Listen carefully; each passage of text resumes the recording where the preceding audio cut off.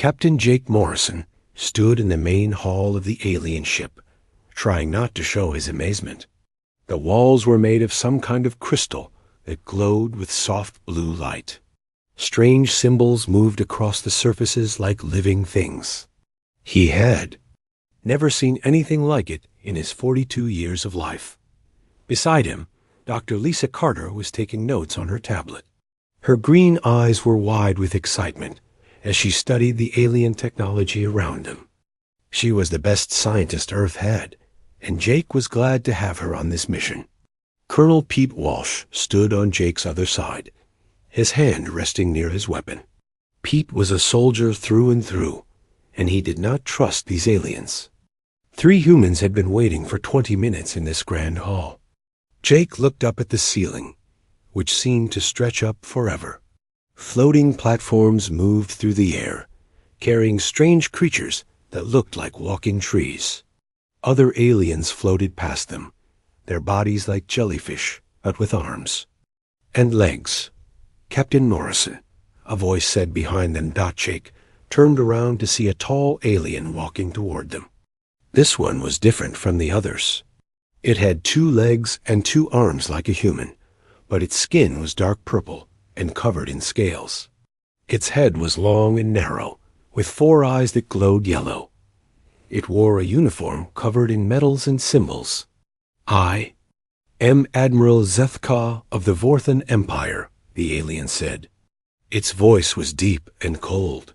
"I speak for the Galactic Confederation." Jake stepped forward. "I am Captain Jake Morrison of the Earthship New Frontier. This is Dr. Lisa Carter and Colonel Pete Walsh." The Admiral looked at them with what Jake thought might be disgust. "Yes, humans. We have heard about your species. You are new to space. Travel, are you not?" "We've been exploring for about 50 years, Jake replied. Admiral Zethka made a sound that might have been laughter. 50 years. How amusing. The Vorthan Empire has ruled space for over 3,000 years. We have conquered 847 worlds. Dr. Carter looked up from her notes.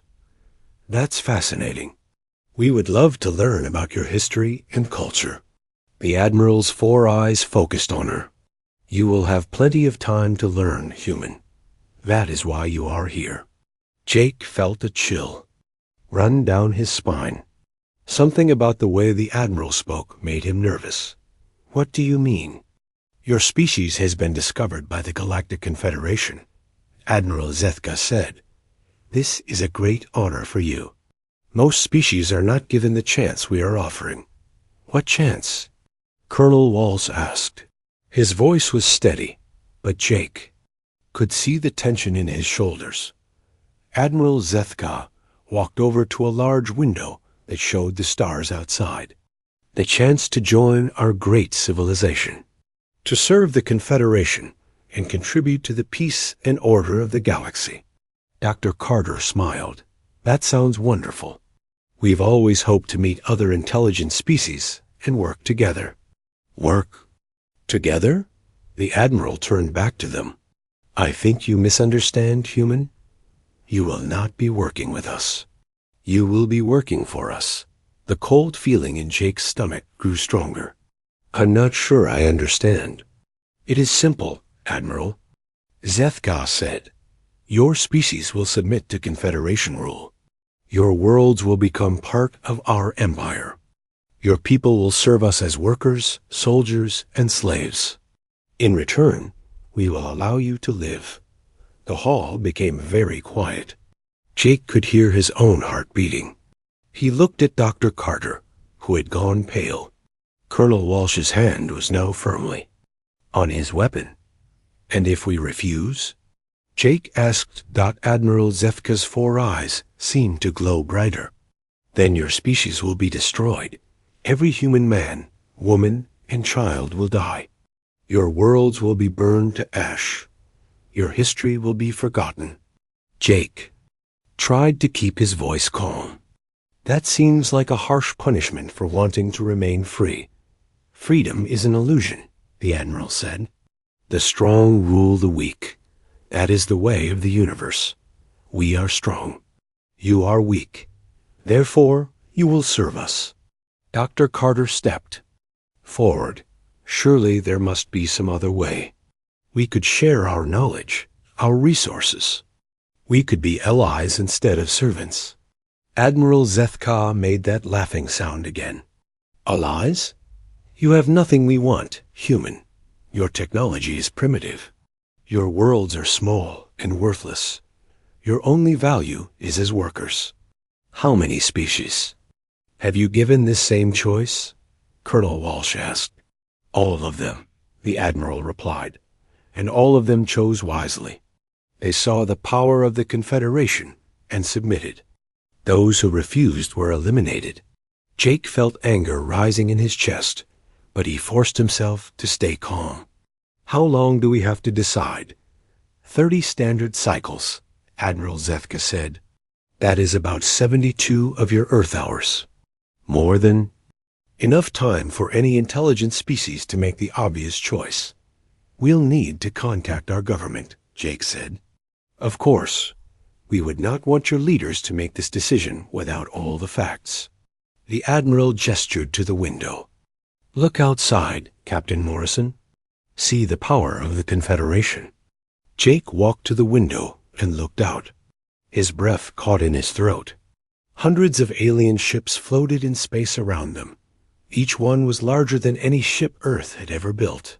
They were shaped like daggers, with weapons that looked like they could destroy a planet. 500 warships, Admiral Zethka said proudly. And this is just a small part of our fleet. We have over 10,000 ships spread across the galaxy. Each one could destroy your entire world. Dr. Carter joined Jake at the window. Impressive, she said quietly. Indeed, the Admiral agreed. Your 12 ships are quite small in comparison. Jake turned back to the Admiral. We understand your position. We'll return to our ship and contact Earth immediately. Excellent. I look forward to your surrender.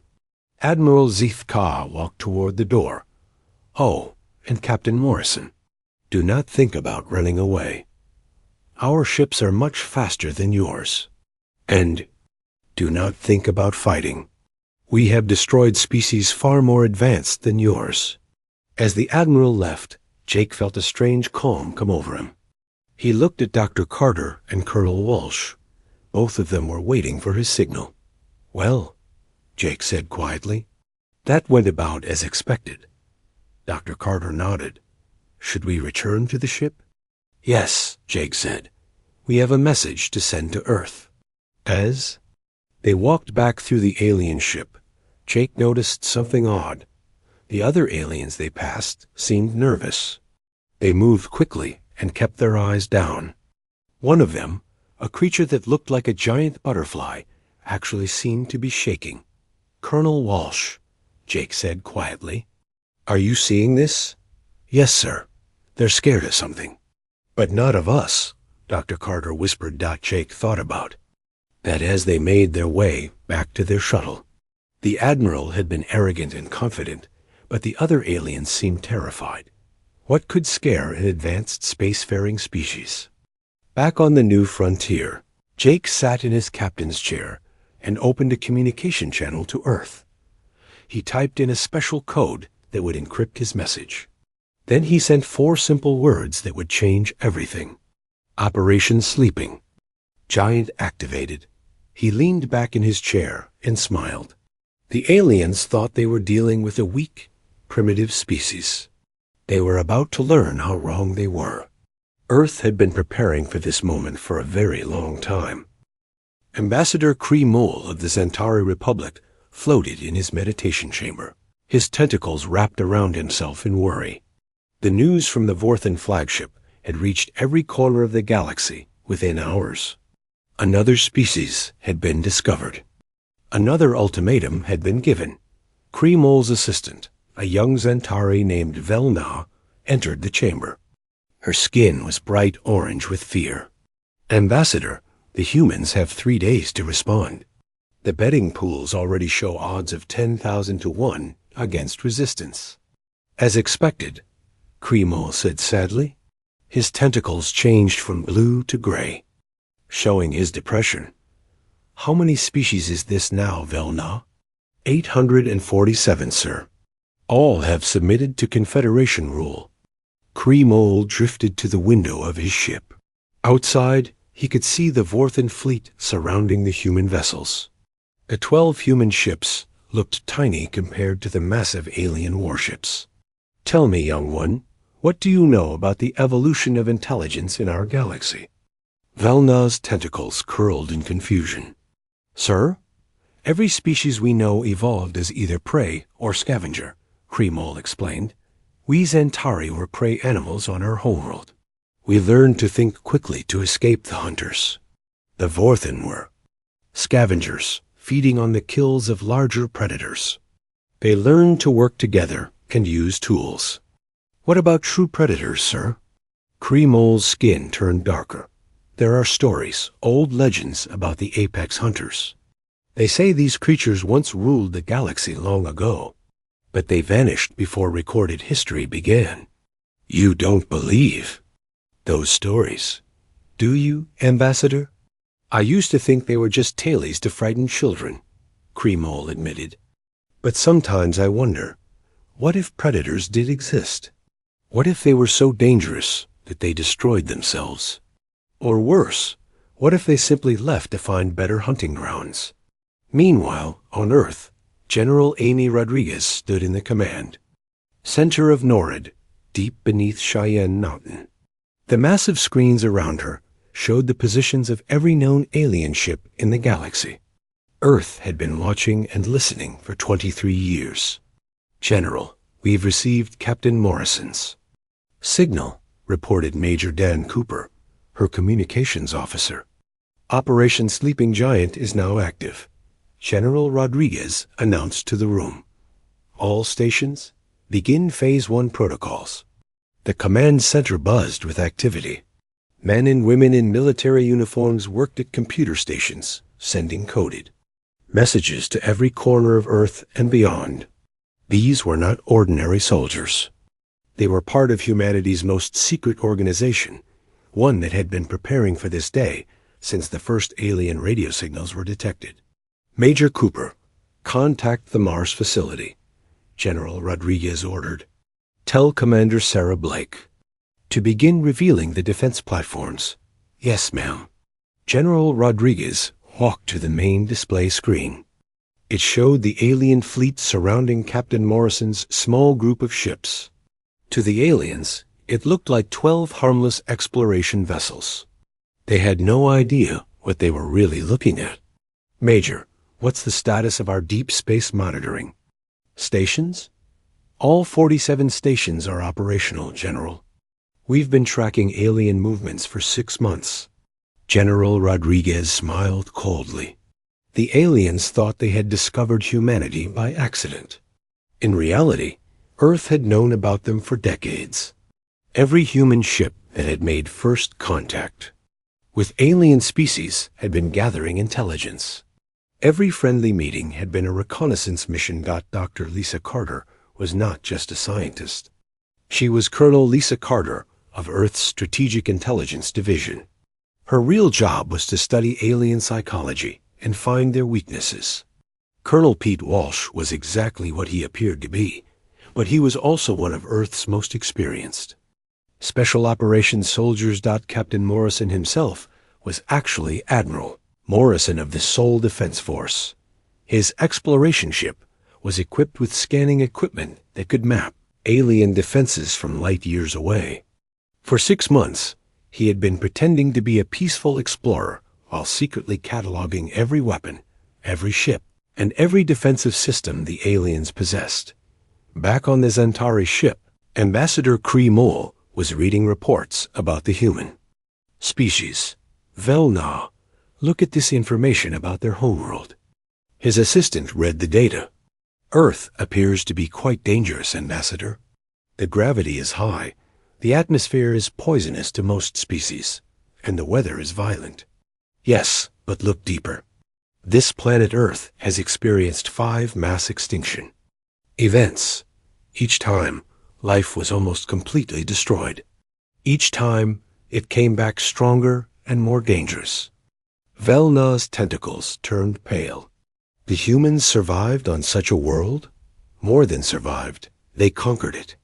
They killed or tamed every other large predator on their planet.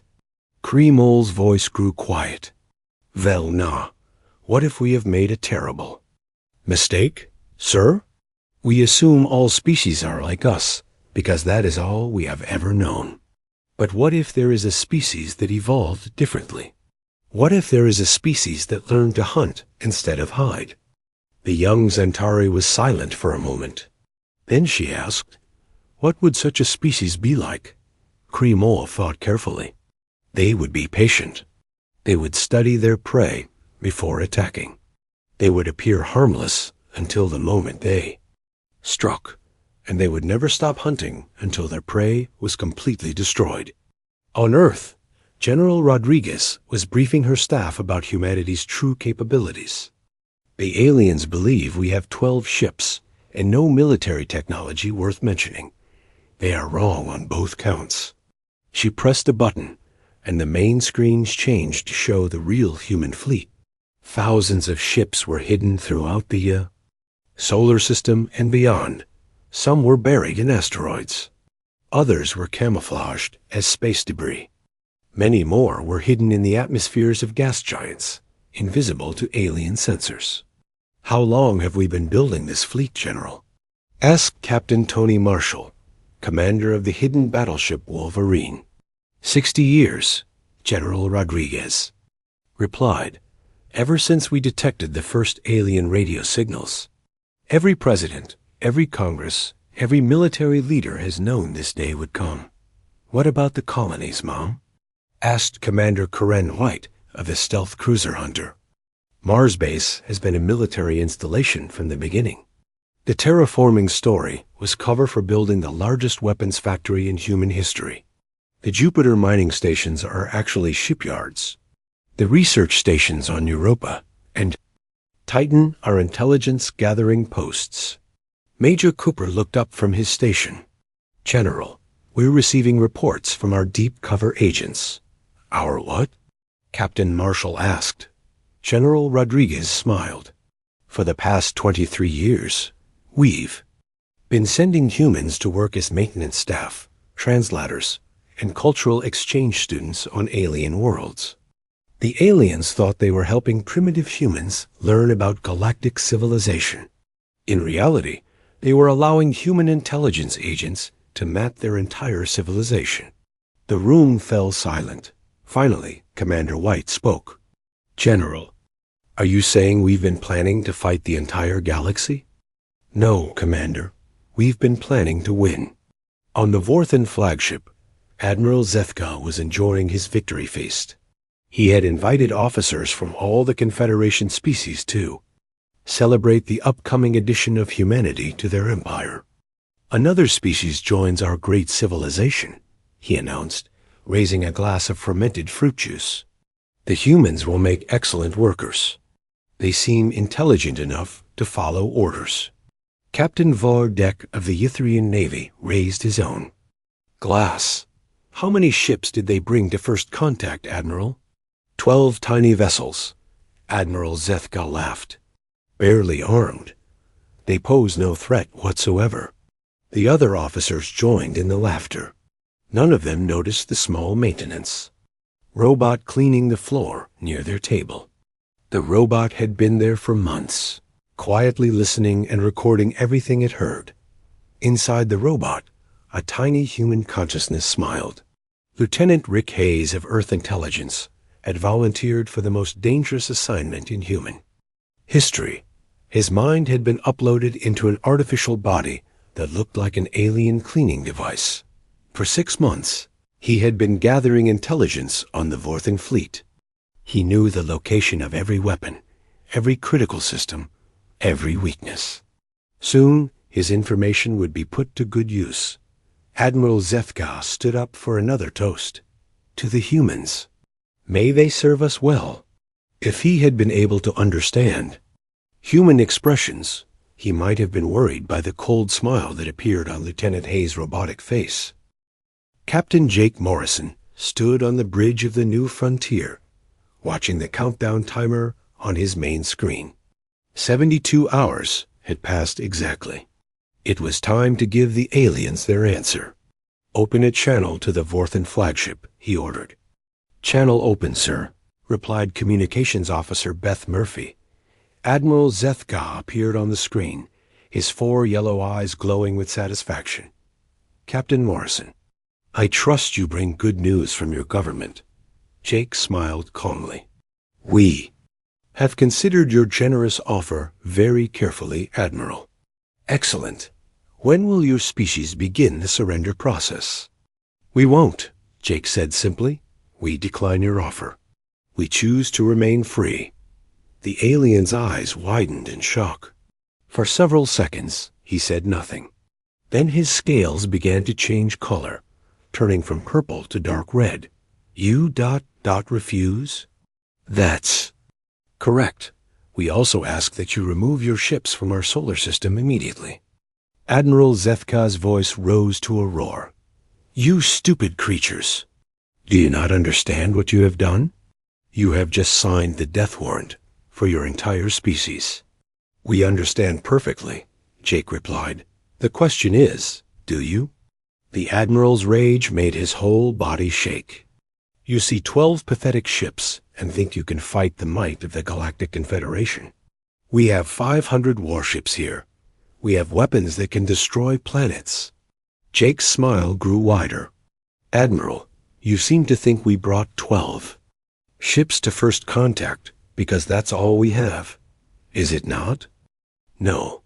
We brought 12 ships because that's all we needed to study you." The screen went black as Admiral Zethka cut the connection. Immediately, alarms began sounding throughout the alien fleet. Jake could see the Confederation ships powering up their weapons and moving into attack formation. "All ships, this is Admiral Morrison," Jake said into his communicator. His voice had changed completely. Gone was the friendly explorer. Now he spoke with the authority of Earth's most experienced military commander. "Operation Sleeping Giant is now active. Hunters, it's time to feed." The 12 human ships began to move. But they didn't group together for defense as the aliens expected. Instead, they spread out in a pattern that looked random but was actually carefully planned. Commander Rick Hayes piloted the Wolverine toward the left flank of the alien formation. His ship looked small and harmless, but hidden beneath its peaceful exterior were weapons that had taken 50 years to develop. "Wolverine to Hunter," he said into his radio. "Beginning approach to target cluster Alpha." "Roger, Wolverine," came the reply from Captain Susan Blake aboard the Hunter. "I have cluster Beta in sight." Admiral Zethka watched from his flagship as the human ships spread out. "What are they doing?" he demanded of his tactical officer. "Unknown, sir. Their formation makes no sense. They're not even trying to defend themselves." "Perhaps they plan to surrender after all," suggested another officer. "No," Admiral Zethka said slowly. "Something is wrong here. All ships, open fire immediately." 500 alien warships unleashed their weapons at once. Beams of energy and missiles filled the space between the fleets. Any normal enemy would have been destroyed instantly, but the human ships were no longer where they had been a moment before. The new frontier appeared behind a group of Vorthan destroyers, moving faster than should have been possible. Its weapons fired once, twice, 3 times. Each shot hit a different target with perfect accuracy. 3 alien ships exploded in balls of fire. "Impossible," Admiral Zethka screamed. "How did they move so fast?" The Wolverine was dancing through the alien formation like a shark among fish. Its particle beam array cut through alien hulls as if they were made of paper.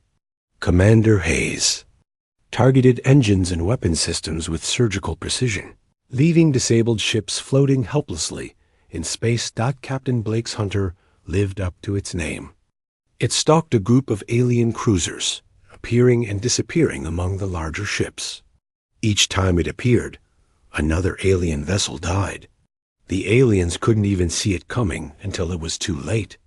"Sir," the tactical officer called out, "we're reading massive energy spikes throughout our formation. We're losing ships faster than we can count them." Admiral Zethka stared at his battle display in horror. Red dots representing destroyed Confederation ships were appearing everywhere. In just 5 minutes, they had lost over 100 vessels. "How is this possible?" he whispered. The answer came from Captain Morrison's voice, broadcast on all frequencies. "You wanted to know what humans are really like, Admiral. We are predators. We have been hunting and killing for 3 million years. We conquered the most dangerous planet in the galaxy. And now we're going to show you what apex predators can do." The human ships moved through the alien fleet like wolves through a flock of sheep. They used the aliens' own numbers against them, causing Confederation ships to accidentally fire on each other in the confusion. They appeared from impossible angles, striking at weak points that no alien engineer had thought to protect. The Wolverine performed a maneuver that defied physics, using a nearby asteroid's gravity to slingshot itself directly through the center of an alien battle group.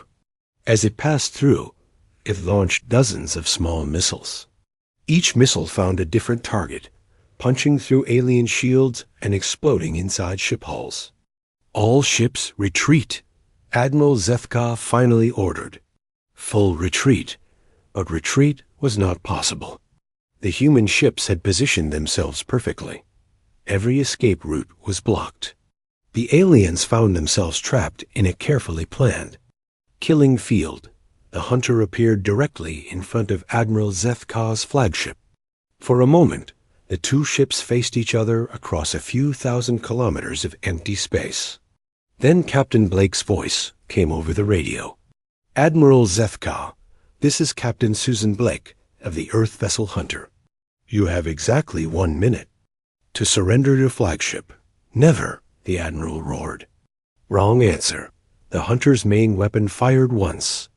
The beam struck the Vorthan flagship's primary reactor with perfect accuracy. The massive ship shuddered as its power systems failed. Emergency lights flickered on throughout the vessel. 45 seconds, Captain Blake announced calmly. All around the flagship, the battle was ending. Alien ships were surrendering or being destroyed. The Confederation's mighty fleet was being systematically demolished by 12 human vessels. 30 seconds. Admiral Zethka looked around his darkened bridge. His crew was staring at him with fear and confusion. They had never seen their invincible leader defeated so completely. 15 seconds. The Admiral's shoulders slumped in defeat. We surrender." "Wise choice," Captain Blake replied. The battle was over in 18 minutes. Of the 500 Confederation ships that had entered the system, only 200 remained functional. The rest were either destroyed or too damaged to fight. Not a single human vessel had been seriously damaged. Admiral Morrison's voice echoed across the battlefield. "This is Admiral Jake Morrison of the Soul Defense Force. To all surviving Confederation vessels, you are now prisoners of war. You will follow our instructions exactly, or you will be destroyed." He paused, then continued with words that would be remembered throughout the galaxy for centuries to come. "Attention, Galactic Confederation. This is humanity speaking. You came to our home and threatened our people. You demanded that we surrender our freedom and become your slaves. You believed we were weak because we appeared peaceful. You were wrong. We are not peaceful. We are patient. We are not weak. We are hunters. For millions of years, we have been the apex predators of our world. We have killed every creature that threatened us. We have survived ice ages, asteroid impacts, and plagues that would destroy other species. You wanted to see humanity's true nature. Congratulations. You just declared war on the galaxy's most lethal species. This is your only warning. Any species that threatens humanity, or our allies, will face the same fate as this fleet. We do not negotiate with bullies. We do not bargain with tyrants. We hunt them down and destroy them. The age of the Galactic Confederation is over. The age of humanity has begun. The news of humanity's victory spread across the galaxy faster than light itself. Within hours, every major government, every military commander, and every citizen knew that the impossible had happened. The Galactic Confederation's mighty fleet had been destroyed by 12 human ships. On the planet Zephoria, home of the Confederation Council, emergency meetings were held in underground bunkers. Council leader Vexnar, a tall insect-like being, paced nervously around the meeting table. "This is impossible," he declared, his voice clicking with fear. "No species has ever defeated a Confederation fleet. The humans must have used some kind of trick." General Vextor of the Confederation military disagreed. "I have watched the battle recordings 50 times. There was no trick. The humans simply fought better than us. Better?" Council leader Vexnar's 4 arms waved angrily. "They are a primitive species. They only discovered space travel 50 years ago. Primitive species do not destroy 500 warships in 18 minutes, General Vextor replied. "Perhaps we were wrong about them." Across the galaxy, 17 different species that belonged to the Confederation were preparing for war. The Ythrian Empire mobilized its entire navy of 3,000 ships. The crystalline lords activated their planet-killing weapons. The hive mind of Sector 7 began breeding millions of warrior drones. All told, over 10,000 alien warships began moving toward human space. It was the largest military force ever assembled in galactic history. On Earth, General Amy Rodriguez watched the alien movements from her command center. Satellite displays showed enemy fleets approaching from every direction. Any other species would have panicked. Humanity began to smile. "General, we're detecting massive fleet movements," reported Major Gann Cooper. "The aliens are mobilizing everything they have." "How many ships total?" General Rodriguez asked. "Initial count shows 10,847 vessels, ma'am. More are joining every hour." General Rodriguez nodded calmly. "Phase 2 protocols are now in effect. Contact all hidden installations. It's time to show them what we've really been building." Around Mars, the terraforming equipment that had been working for 30 years suddenly stopped. Instead of atmosphere processors, weapons platforms began rising from the planet's surface. Massive railguns the size of skyscrapers pointed toward space. Missile batteries containing thousands of nuclear warheads prepared to fire. Commander Sarah Blake stood in the control room of Mars Defense Command, watching as her carefully hidden base revealed itself. For decades, she had pretended to be a terraforming engineer. In reality, she was one of Earth's top military strategists. "All platforms are operational. General Rodriguez," she reported via secure communication. "Mars is ready for battle." "Excellent. Commander, what about the Jupiter stations?" The gas giant's atmosphere had been hiding more than mining operations. Deep within Jupiter's clouds, enormous shipyards had been building humanity's true fleet. As the alien forces approached, thousands of human warships began emerging from their hiding places.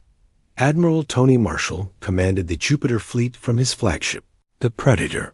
His ship was 10 times larger than any vessel the aliens had seen humans use.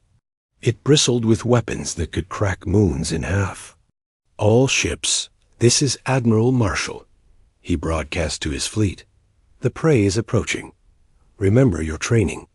We are not just fighting for Earth. We are fighting for our right to be the dominant species in this galaxy. Meanwhile, the alien fleets were confident of victory. Admiral Gorthkill of the Ythrian Empire commanded the largest battle group. His flagship carried weapons that had destroyed 100 worlds. The humans got lucky once, he told his officers. They cannot defeat the combined might of 17 species. We will crush them like the insects they are. What Admiral Gorthkill did not know was that his ship had been infiltrated months ago. Maintenance Worker Class 7, designation number 4471, had been servicing the alien ship systems for half a year. The aliens thought he was a local hired worker. In reality, he was Lieutenant Mike Chun of Earth Special Forces. Lieutenant Chun had spent 6 months learning every detail of the Ythrian flagship. He knew where every critical system was located. He knew the ship's weaknesses. Most importantly, he knew exactly how to turn the ship's own weapons against the rest of the fleet. "This is Infiltrator 7, he whispered into his hidden communicator. "I am in position and ready to begin sabotage operations." "Roger, Infiltrator 7, came the reply from Earth Command. "Begin Phase 3. Dr. Lisa Carter, now revealed." As Colonel Carter of Strategic Intelligence was coordinating humanity's psychological warfare campaign. She had spent years studying alien psychology, learning how different species thought and what they feared. "Begin broadcasting on all alien frequencies," she ordered her team. "Let them know what they're really fighting." The transmission that went out to the alien fleets was simple but terrifying. It showed Earth's history in fast forward. Massive creatures ruling the planet, then dying out. Smaller but deadlier predators taking their place. Ice ages coming and going. Asteroid impacts that would destroy most worlds. And through it all, one species survived and grew stronger. Humans. The broadcast showed human hunters tracking mammoths across frozen wastelands. It showed human warriors fighting with bronze swords and wooden spears. It showed human soldiers storming beaches and climbing mountains and conquering deserts. Finally, it showed modern humans. Not the peaceful explorers the aliens had met, but soldiers and scientists and engineers who had turned their entire planet into a fortress. "We are Earth," the broadcast announced. "We are the survivors of 1,000 extinctions. We are the killers of giants. We are the apex predators of the most dangerous world in the galaxy. And now we are coming for you." The effect on the alien fleets was immediate. Many species had evolved as prey animals. Their deepest instincts told them to flee when faced with a true predator. But their military commanders forced them to continue the attack. The first alien fleet to reach human space was Admiral Gorthkill's Ythrian battle group. 3,000 ships dropped out of hyperspace near Earth's moon, expecting to find a weakly, defended planet. Instead, they found hell. Mars opened fire first. The massive railguns launched projectiles at a significant fraction of light speed. Each shot had the power of a small nuclear weapon.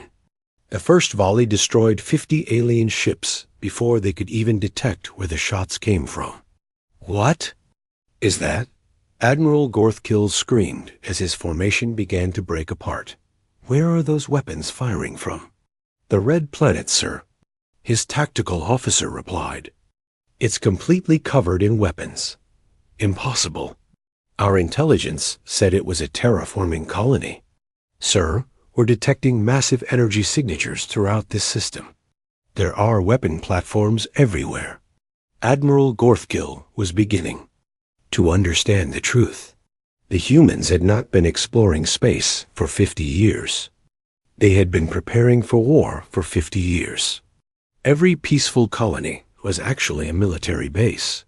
Every research station was actually a weapons platform. The human fleet emerged from Jupiter like wolves from a forest. Admiral Marshals. Ships moved with perfect coordination, surrounding the alien forces before they could react. The aliens had superior numbers, but the humans had superior positioning. All ships, weapons free, Admiral Marshall ordered. Show them what happens when someone threatens our cubs. The battle that followed was not really a battle. It was a hunt. Human ships used tactics that the aliens had never seen before. They herded enemy formations into kill zones. They used the aliens' own ships as shields.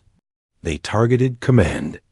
Vessels first, leaving the remaining ships leaderless and confused. Lieutenant Chun activated his sabotage program from inside the Ythrian flagship. Suddenly, half of Admiral Gorthkill's weapons began firing at his own ships. Explosions tore through the alien formation as friendly fire added to the chaos. "My weapons are firing by themselves," the Admiral shouted. "We're attacking our own ships.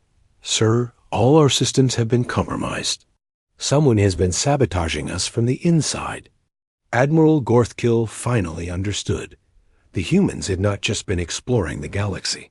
They had been infiltrating it. For years, human agents had been working on alien ships, learning their secrets and preparing for this moment. Within 4 hours, the Ythrian fleet was completely destroyed. 3,000 ships became 3,000 pieces of floating scrap. Metal. Not a single human vessel was lost.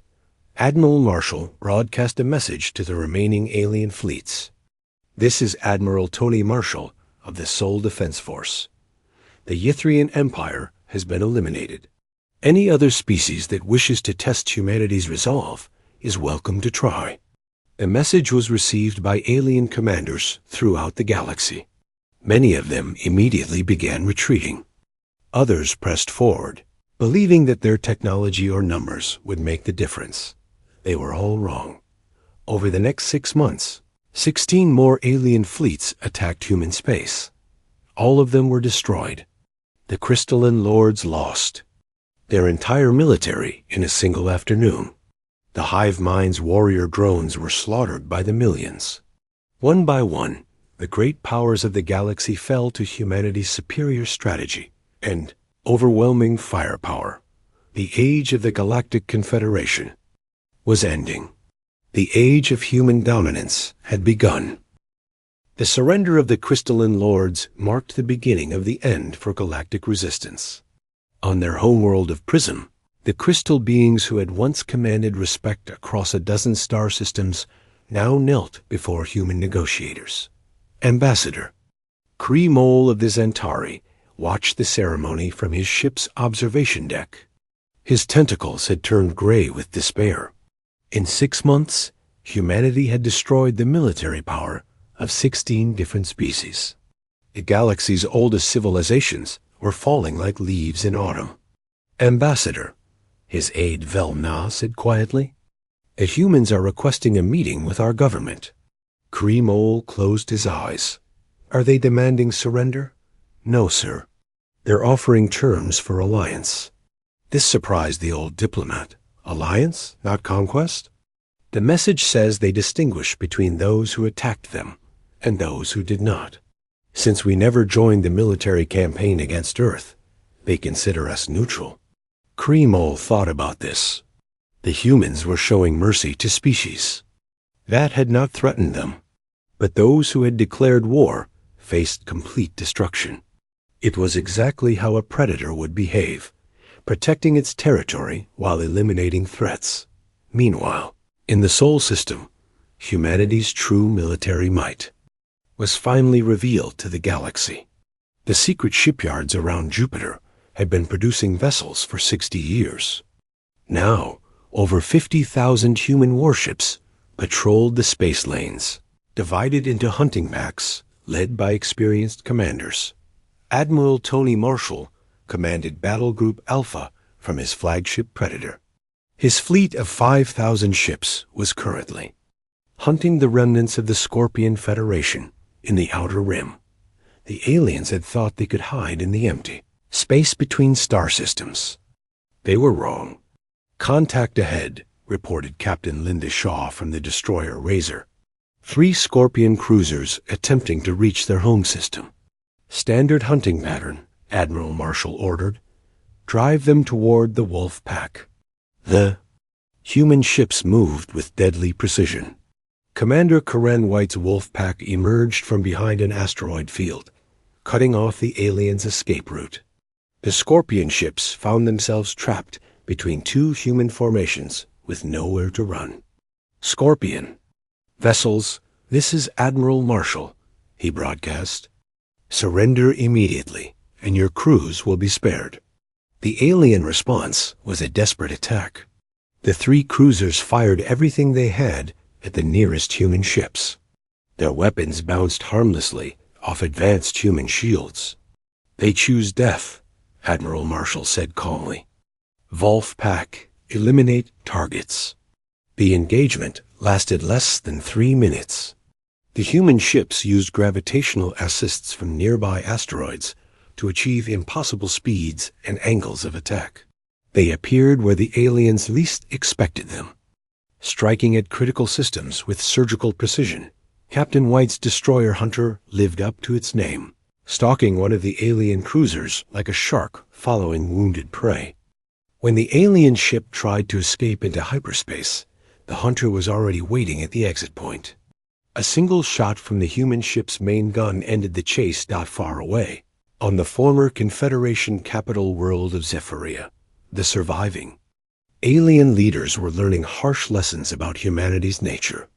General Amy Rodriguez had arrived with a full diplomatic mission, but her real purpose was to establish human dominance over galactic politics. The Galactic Confederation is dissolved, she announced to the assembled alien representatives. In its place, we are establishing the human hegemony. Former council leader Thexnar's forearms shook with fear and rage. You cannot simply declare yourselves rulers of the galaxy. General Rodriguez's expression did not change. We are not declaring anything. We are simply recognizing reality. Humanity now controls the strongest military force in the galaxy. We have destroyed every fleet that opposed us. We have eliminated every government that threatened us. The only choice left is whether the surviving species will cooperate with us or join their extinct neighbors. The alien leaders looked around the room at each other. Many species that had been represented at the last Confederation meeting were no longer present. The Ythrian Empire was gone. The Crystalline Lords had surrendered completely. The Scorpion Federation was being hunted to extinction. Dr. Lisa Carter, still maintaining her cover as a xenobiologist, despite being revealed as a military intelligence officer, addressed the aliens' fears. Humanity does not seek to destroy every other species in the galaxy. We seek to establish natural order. Natural order? Asked Ambassador Kremol, who had finally arrived for the negotiations. Yes, on every world where life evolved, there is a hierarchy. Predators at the top, prey animals below them, scavengers at the bottom. For millions of years, this galaxy has been ruled by scavengers pretending to be predators. That time is over. She activated a holographic display showing Earth's ecosystem. On our world, apex predators do not hunt for sport. They hunt to maintain balance. We eliminate threats to the ecosystem. We protect species that serve useful purposes. We allow others to exist as long as they do not challenge our authority. The aliens watched the display with growing understanding. Humans were not planning to kill everyone. They were planning to rule everyone. Captain Jake Morrison, now openly using his real rank of admiral, took over the presentation. Species that attacked humanity will face appropriate consequences. The Vorthan Empire will be reduced to a single planet under human supervision. The hive mind will be completely eliminated, as they cannot be trusted to coexist peacefully. Other aggressive species will lose their military capabilities and become client states. What about peaceful species? Ambassador Kremol asked. You will become our allies, Admiral Morrison replied. You will trade with us, share information with us, and support our decisions in galactic politics. In return, we will protect you from any remaining threats and allow you to govern yourselves as you see fit. The Zentari ambassador's tentacles turned a hopeful shade of blue. And if we refuse, General Rodriguez answered this question, then you will be treated as hostile and eliminated accordingly. We prefer cooperation, Ambassador, but we will not tolerate opposition. Back in space, the human hunting packs were systematically destroying the last remnants of organized resistance. Commander Rick Hayes led Strike Force Bravo in pursuit of the Vorthan Admiral Zethka, who had escaped from the original battle and was trying to rebuild a fleet in the Rim territories. Target acquired, reported Lieutenant Beth Murphy from the scout ship Falcon. The Admiral's new flagship is hiding in the shadow of the gas giant Korath 7. How many ships is he commanding now? Commander Hayes asked. 12 vessels, sir. All. That remains of the once mighty Vorthan Navy. Commander Hayes smiled grimly. It was fitting that Admiral Zethka, who had once commanded 500 ships, now led the same number of vessels that humanity had brought to first contact. The difference was that the human ships had been scouts hiding their true nature. The Vorthan ships were all that remained of a broken empire.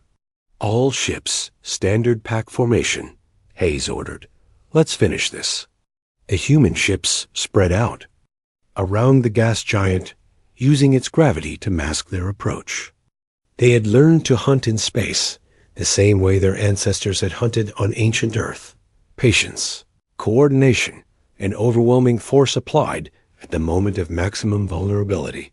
Admiral Zethka detected the human ships when it was all ready. Too late.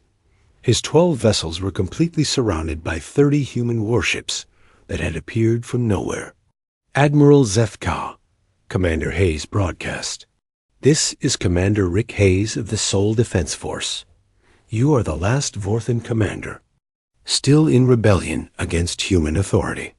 Surrender now, and your crews will be treated according to the laws of war. The alien admiral's voice cracked with despair. You have destroyed everything. My empire, my people, my civilization. What more do you want? We want you to understand your place in the new galaxy, Hayes replied. Humanity is now the apex predator. All other species exist at our discretion. Accept this reality, and you can live. Fight it, and you will die. For a long moment, space was silent. Then Admiral Zethka's broken voice came over the radio. I? Surrender. The last major resistance to human rule had ended. Across the galaxy, surviving alien governments were making their own calculations. Some chose to surrender immediately. Others tried to negotiate. A few decided to fight to the end. All of them learned the same lesson. Humanity was not interested in negotiation. They were apex predators establishing their hunting grounds. Species that submitted would be allowed to live under human protection. Species that resisted would be eliminated. Within 1 year of first contact, the galaxy had a new master. The age of human dominance had truly begun.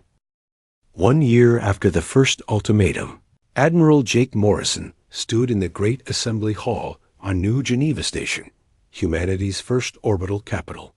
The massive structure floated in space between Earth and Mars, a symbol of mankind's dominance. Over the galaxy, representatives from 47 different alien species filled the hall, all waiting to hear the new laws that would govern their existence. Morrison looked out at the gathered aliens with satisfaction. The Zentari ambassador Kremol sat in the front row, his tentacles now permanently blue with calm acceptance. Behind him sat what remained of the Vorthan leadership, including Admiral Zethka, who had been stripped of his rank and reduced to a simple representative. Citizens of the galaxy, Morrison began, his voice echoing through the hall. 1 year ago, the Galactic Confederation made a critical mistake. They declared war on humanity. Today, we gather to establish a new order that will prevent such mistakes from ever happening again. General Amy Rodriguez stepped forward to read the new Galactic Charter. The human hegemony recognizes three classes of species: allied species who fought alongside humanity or remained neutral during the war. These species will enjoy full self-governance under human protection. Ambassador Kremol's tentacles brightened with relief. The Zentari had chosen wisely by staying out of the conflict. Subject species who attacked humanity but have shown genuine surrender and cooperation. These species will have limited self-governance under direct human supervision. Admiral Zethka's scales turned darker with shame, but he nodded acceptance. The alternative was extinction. Finally, extinct species who chose destruction over submission. A chill filled the hall as aliens remembered the fate of the hive mind and 12 other civilizations that had refused to surrender. Dr. Lisa Carter took the podium next. Humanity does not rule through cruelty, but through natural law.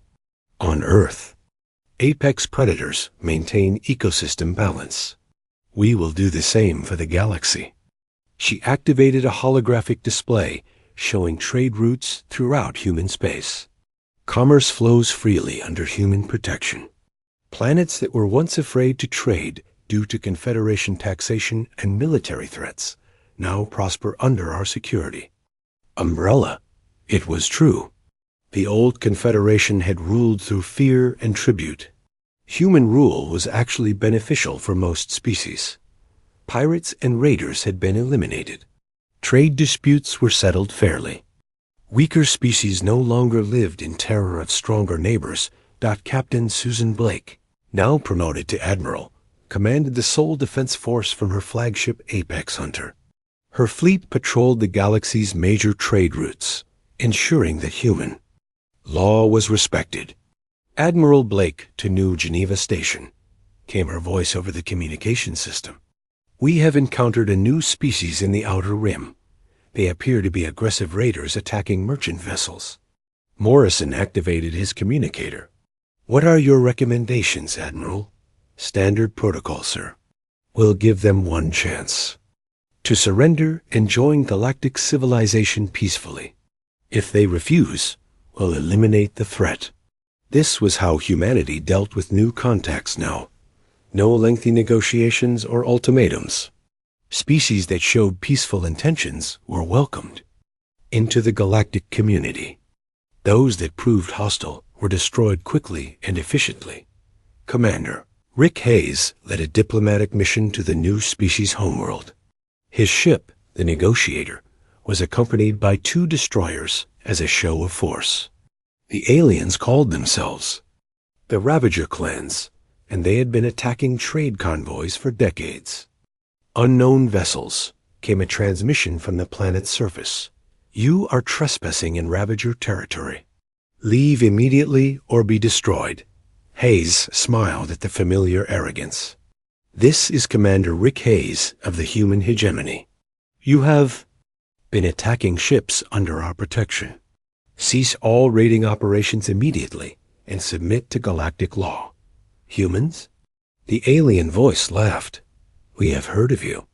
You defeated some weak prey species and think you rule the galaxy. We are predators, not prey. We do not fear you.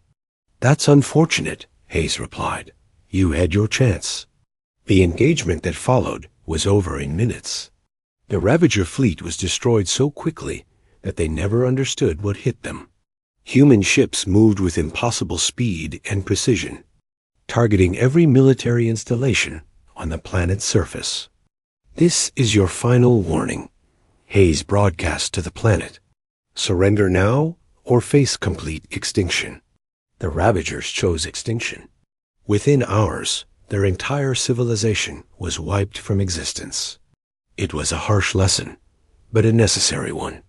The galaxy needed to understand that challenging human authority meant death. Back on New Geneva Station, Morrison was meeting with representatives of a newly discovered species called the Harmony Collective. Unlike the Ravagers, these aliens had approached humanity peacefully, requesting permission to trade in human space. We have heard of your great power, their leader, Speaker Trilvan, explained. We wish to join your galactic community as allies. Morrison studied the butterfly-like aliens carefully. What can your species contribute to the hegemony? We are skilled artists and musicians. Our people create beautiful works that bring joy to others. Dr. Carter nodded approvingly. Art and culture are valuable contributions. Humanity has always appreciated beauty alongside strength. Morrison smiled. Welcome to the galactic community, Speaker Trilvan. You will find that cooperation with humanity brings many benefits. This was the other side of human rule. Species that submitted peacefully and contributed positively to galactic civilization were rewarded and protected. The Harmony Collective would prosper under human protection, just as the Zentari had. Admiral Tony Marshall commanded the Core Defense Fleet from his position at the Galactic Center. His massive battleships ensured that no organized resistance could form among the subject species. Any group that tried to rebel was crushed immediately. Status report, Admiral, Morrison requested during their weekly briefing. All quiet, sir. 3 minor uprisings on former Vorthan worlds were put down within hours. The subject populations are learning to accept their new status. Any signs of organized resistance? None, sir. Most species have realized that cooperation brings better lives than rebellion. Standard of living has actually improved for most populations under human rule. This was the key to humanity's success. They didn't rule through constant oppression. Instead, they established clear rules and enforced them absolutely. Species that followed the rules prospered. Those that broke them faced swift punishment. Commander, Karen White led exploration fleets into uncharted regions of the galaxy, making contact with new species and expanding human influence. Each first contact followed the same pattern. Peaceful. Species were welcomed. Aggressive species were eliminated. We've discovered 12 new civilizations this month, she reported to Morrison. 8 have requested alliance status. 4 showed hostile intentions and have been neutralized. Morrison nodded. The galaxy is learning quickly. Most species now understand that cooperation with humanity is their best option. As the first anniversary of human rule approached, Morrison reflected on how much had changed. The galaxy was more peaceful than it had been in thousands of years. Trade flowed freely under human protection. Aggressive species had been eliminated or controlled.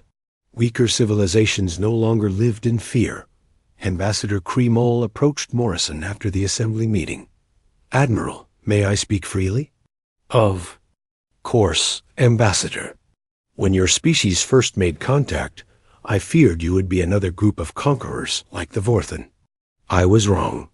You are something far more dangerous, but also more beneficial. Morrison raised an eyebrow. How so? The Vorthan ruled through fear and greed. They took what they wanted and left chaos behind. You rule through natural law. You eliminate threats and protect those who serve useful purposes. Under your rule, the galaxy actually functions better than it ever has. Morrison smiled. That's because we understand what we are, Ambassador. We are apex predators. Our purpose is not to destroy everything, but to maintain order and eliminate threats to the ecosystem. The old Zentari diplomats' tentacles turned thoughtful blue. And those of us who serve useful purposes are protected like valuable prey animals in a preserve? Exactly. As long as you contribute positively to galactic civilization and don't threaten human interests, you have nothing to fear from. U.S. A new delegation of aliens had just arrived at the station. They were from a recently discovered species that had been attacking human merchant ships. As they were escorted to the detention center, one of their leaders demanded to speak with Morrison. You think you can threaten us? The alien snarled. We have conquered a dozen worlds. We are the terror of this sector. Morrison looked at the creature with calm indifference. You were the terror of this sector. Now you're nothing more than another species that made the mistake of challenging the galaxy's apex predators. He turned to the guards. Give them the standard offer. Submit to human authority and live, or continue their aggression and face extinction. As the aliens were led away, Morrison smiled. The galaxy had learned its lesson well. Humanity had taken its rightful place at the two.